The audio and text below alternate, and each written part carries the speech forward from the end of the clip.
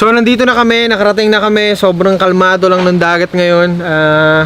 Alam mo yun, talagang tamang ganun lang yung alon. Hindi siya yung talagang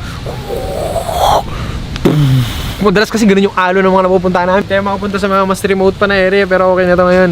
Hindi pa mukhang remote to. Pakita mo ngayon area na yan. Ano? Basta kung may nakikita ng ibang tao, sabihin nyo sa amin at baka hindi namin nakikita, delikado yun. Mahirap na yung ganun. Tignan mo yung dagat. Tara.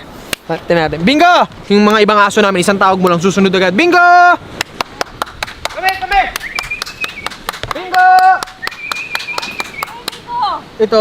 Ito, si Bingo, hindi pa masyadong marunong. Pag tinawag mo yung pangalan, hindi pa agad lalapit. Ganda talaga mag-overnight dito. Pwede dyan. Pwede, thank you. Pwede tayo dyan, spot. So ngayon kakain na muna kami at ito si Astig, oh. Hi baby! How are you? Huh? Ayan, so kakain na muna kami para makapagdagat na tayo mamaya. Ilang beses ko na yun ulit eh. Last na talaga to, kakain na muna talaga kami.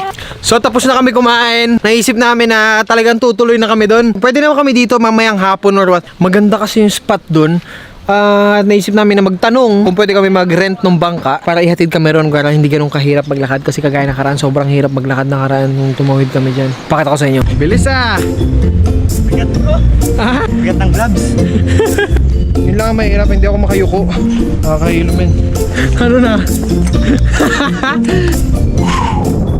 Medyo malapit na kami. Yun.